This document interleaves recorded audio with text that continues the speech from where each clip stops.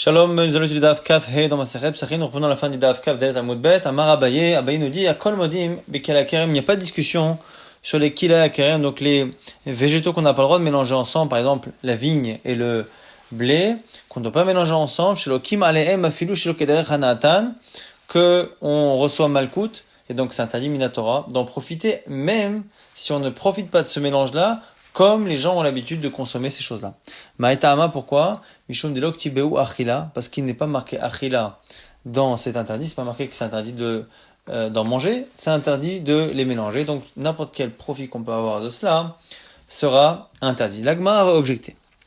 Comment elle va objecter? Elle va objecter avec une braïta, et dans cette braïta, on veut apprendre l'interdit de basar bechalav, le lait et la viande, et là-bas on fait un raisonnement a fortiori, kalva chomer. Et après avoir apporté tout le raisonnement a fortiori, on verra que normalement, ce raisonnement a fortiori ne tient pas. En tout cas, il pourrait être contré si on pense que Kilay Akerem est interdit même chez l'Okederech Hanatan. Parce que finalement, c'est de là-bas qu'on apprend Basar Bechalav. Métivé en objecte, ici Bayuda, Omer. Minei le Basar Bechalav chez Wassour, d'où on sait que Basar Bechalav, le lait et la viande mélangée, on n'a pas le droit d'en consommer. Les markan qui am kadosh ata. C'est marqué au sujet de Basar Bechalav juste avant. Le Basar Bechalav, c'est marqué Ki'am Kadosh Ata, tu es un peuple saint. Et c'est marqué au sujet d'un animal qui est taref, Vanche Kodesh Tiyunli. Vous serez des gens de Kodesh et vous ne pourrez pas manger la tréfa. Parce que je vous rappelle que pour Basar Bechalav, c'est pas marqué qu'on n'a pas le droit de le manger, c'est marqué qu'on n'a pas le droit de le cuire. Et donc, même si c'est marqué à 3 reprises, on ne sait pas qu'on n'a pas le droit d'en consommer. Alors d'où on le sait? C'est parce que comme la tréfa, l'animal qui est blessé, qui n'a pas été égorgé, lui, on sait qu'on ne peut pas le consommer, et juste avant c'est marqué qu'on est un peuple saint, comme l'expression Anche Kodesh est également marquée pour Basar Bechalav, on sait de là-bas qu'on ne peut pas en consommer. Maintenant, maintenant, d'où je sais que pour Basar Bechalav, je vais plus loin que l'interdit de la consommation, je n'ai même pas le droit d'en profiter, là c'est un kalva chomer. Amarta kalva chomer, umar la shelo ne'ev daba avera, asura bana, Basar Bechalav, chez ne'ev daba avera, enodin chez asur bana. Si déjà la orla, les fruits des 3 premières années, sur lesquels il n'y a pas eu d'interdit qui a été fait, pourtant on ne peut pas en profiter, Basar Bechalav, où il y a eu une action interdite de cuire le lait et la viande, a fortiori, ce sera asur bana. Et là-dessus, la Gemara objecte et dit la orla sheken lo aita la sha'at kosher. Toma Basar Bechalav, sha'ita lo sha'at kosher. Tu peux pas apprendre de orla parce que orla c'est finalement un interdit qui a toujours existé. Il n'y a pas eu de sha'at kosher, il n'y a pas eu de moment où ça a été autorisé.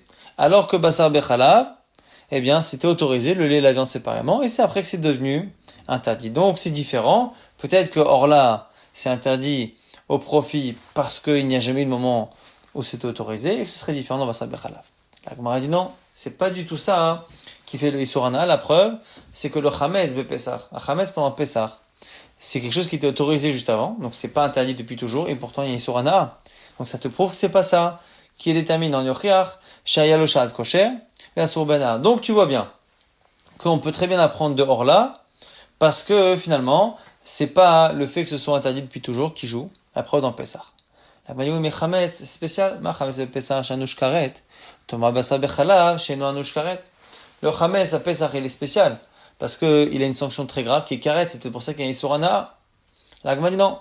Kilay Akerem Yochichu.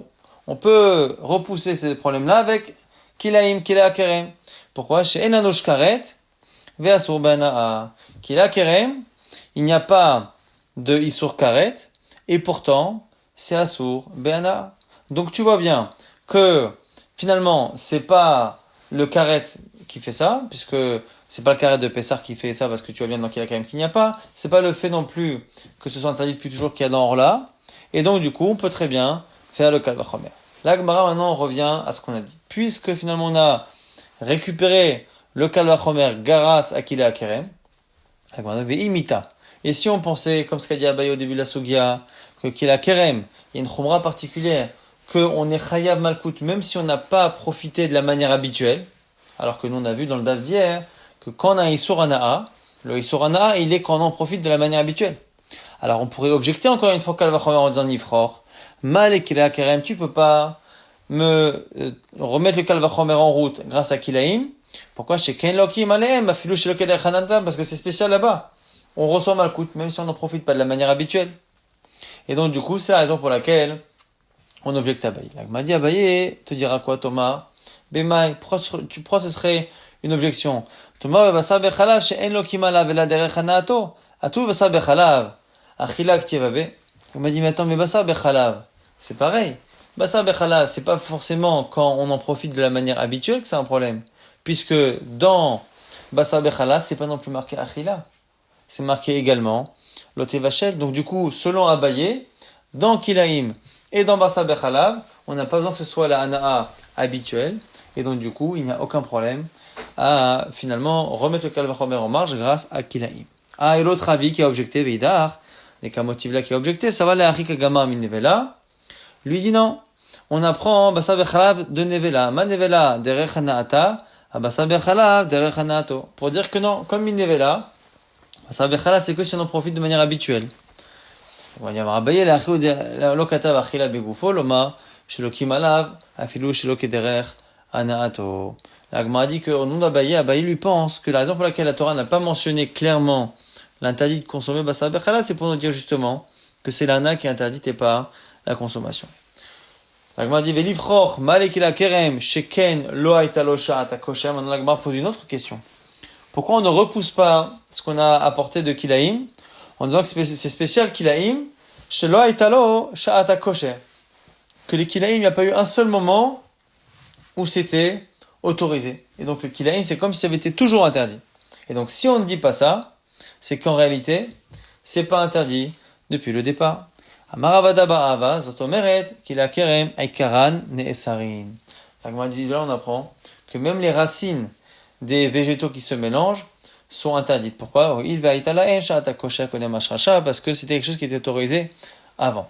Donc on a appris deux choses finalement de ce Kalvachomer. Du Kalvachomer, a priori, on a voulu objecter à Abaye, mais Abaye finalement a réussi à répondre. Mais ce qu'on apprend surtout et qu'on garde, c'est que puisque le Kalvachomer est restitué grâce à Kilaim, et qu'on n'a pas dit que c'est spécial Kilaim, que c'est différent de Chametz, parce que Kilaim, ça a toujours été interdit, alors que le Basa Bechalav, non, c'est la preuve que du coup, Kilaim, ça n'a pas été interdit depuis toujours. Et si ça n'a pas été interdit depuis toujours, ça nous apprend quelle est la partie du végétal qui est interdit. Parce qu'on verra que c'est une marloquette. Est-ce que lorsqu'on mélange deux végétaux, est-ce que c'est que la partie du haut ou est-ce que c'est même les racines qui deviennent interdites? Et ça, c'est fonction de ce qu'on a dit par rapport à le issour depuis le départ. Si on estime que c'est un issour qui n'est pas depuis le départ, qui commence à un certain moment, ça veut dire qu'on pense que toute la plante est interdite. Et comme toute la plante, ça inclut les racines, et les racines, c'est sûr qu'avant qu'elles se mélangent, elles n'étaient pas interdites. Si par contre, on interdit que les parties supérieures, là, les parties supérieures elles-mêmes, quand elles ont poussé directement après qu'il y ait eu le mélange. Et donc à ce moment-là, ça veut dire que depuis le départ, c'est interdit, parce que le départ, c'est la partie supérieure. Donc c'est pour ça que la Gemara a dit, à partir du moment où on ne dit pas que Kilaï Akarem, c'est interdit depuis toujours. Donc si on dit que c'est interdit depuis un certain moment, ça veut dire forcément que c'est toute la plante qui est interdite jusqu'aux racines. Maintenant justement, le fait de dire que c'est interdit jusqu'aux racines, eh bien la Gemara pose une kushia,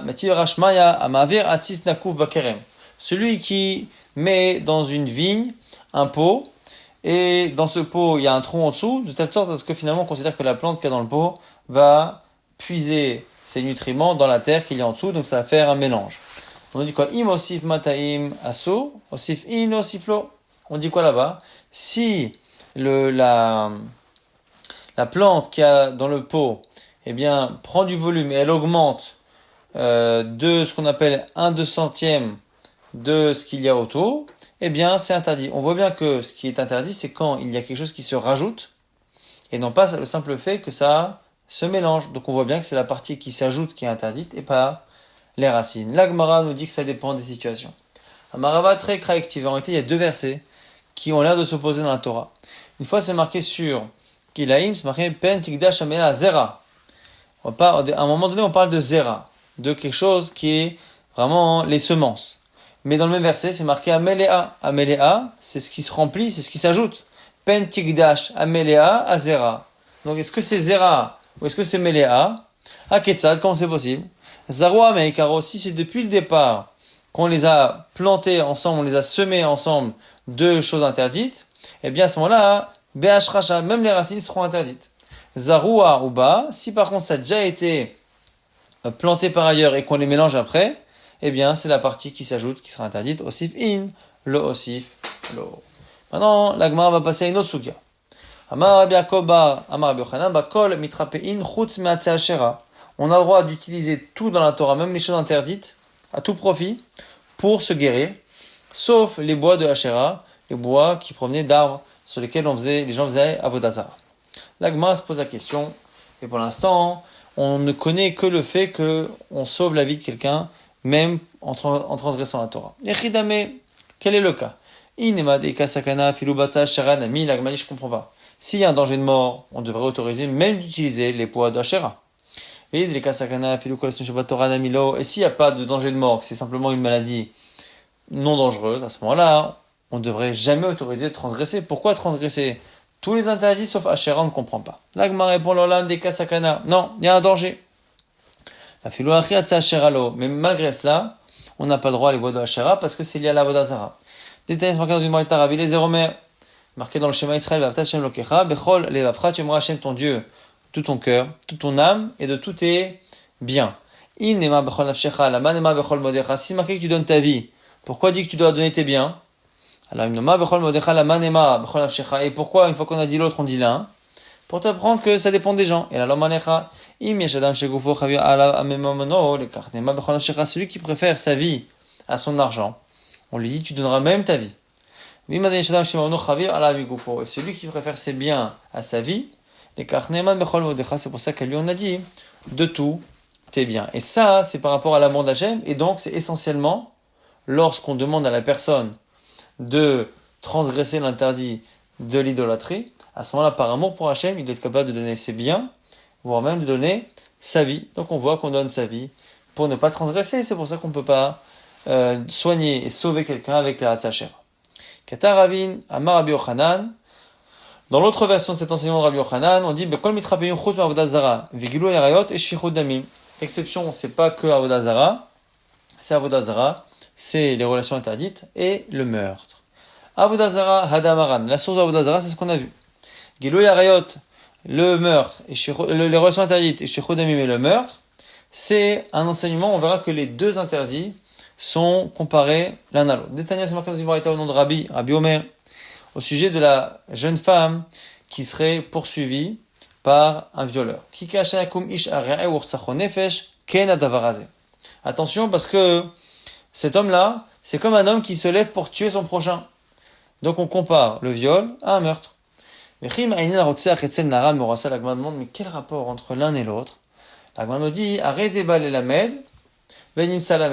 en apparence, on a l'impression que le meurtre, ça vient nous servir d'exemple. En tout cas, c'est lui la source de l'enseignement. On parle d'un viol, et tu sais, le viol, c'est comme un meurtre. Donc on a l'impression que c'est le meurtre qui vient nous apprendre comment on va fonctionner dans une tentative de viol. Et pourtant, on nous dit la Gemara, Bal el-Lamed, il vient pour enseigner, mais en réalité, c'est lui-même qui apprend du cas en question. Makish rotsale nara morasa. On les compare pour dire quoi? Nara morasa nitan l'atzila benafsho. De la même manière que la fille qui est poursuivie par un violeur, eh bien, on la sauve et en sacrifiant la vie de son agresseur. Eh bien, pareil pour une tentative de meurtre, on a le droit de tuer l'agresseur pour sauver la victime. Et maintenant, dans l'autre sens, il arrive à avoir la même manière que le meurtre. Eh bien, mieux vaut se laisser tuer plutôt que de transgresser l'interdit de tuer quelqu'un d'autre. Pareil, t'arrives à y avoir mieux vaut mourir que de transgresser un interdit comme l'interdit du viol du Naram Morassa. La Gemara, du coup, nous dit que d'où on sait qu'on doit mourir pour pas transgresser un interdit de relation du meurtre, et bien d'où on sait qu'on ne peut pas tuer quelqu'un pour se sauver la vie. La Gemara dit c'est une logique. D'où on le sait, c'est Svaraou, c'est une logique. Comme celui qui est venu demander un jour à Rava, Amal lui a dit, Maré Dourai, le chef de mon village, Amal, il m'a dit, Zil katle les plania, mais il nanar, va tuer un tel, sinon je te tue. Amalé Rava lui a dit, Niktelour, velo tiktol, qu'on te tue et ne tue pas. Maïchazi de Ramadidar, Soumaktfe, est-ce que tu penses que ton sang est plus rouge que le sien, il est mieux? Dilma demada ogavra, Soumaktfe, c'est peut-être le sien qui est meilleur que le tien, tu ne peux pas faire ce choix de tuer quelqu'un. Donc c'est comme ça que Rabbi Yochanan nous apprend que finalement, les relations interdites, le meurtre et la vodazara sont trois choses qui ne peuvent jamais être pratiquées, même pour sauver la vie de quelqu'un. On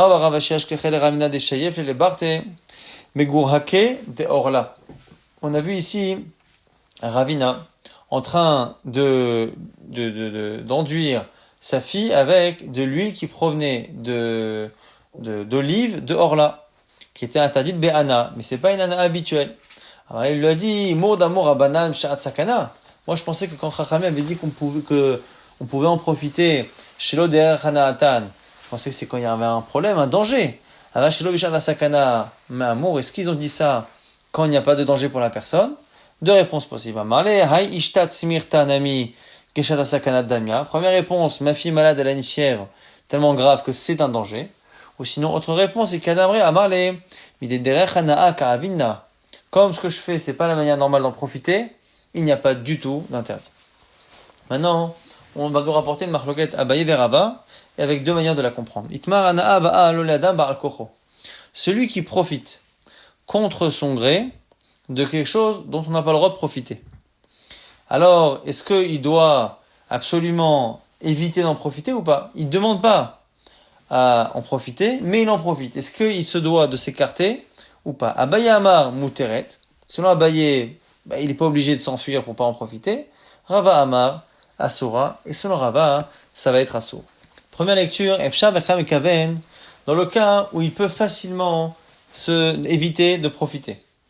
Ou lo Efsha Vecham Kaven, ou dans le cas où il ne peut pas tellement y échapper ou pas facilement et il a l'intention d'en profiter. Eh bien, Kulama l'obligé d'Asur. C'est évident que c'est Asur. Lo Efsha Velo Mikaven. Dans un cas où il ne peut rien faire et il ne veut pas, Kulama l'obligé des charrets. Là-bas aussi, on ne discute pas que c'est autorisé. Qui pliquait la marloquette, elle est des Efsha Velo Mikaven. Quand il peut, sans trop de difficulté, éviter de profiter, mais qu'il ne veut pas.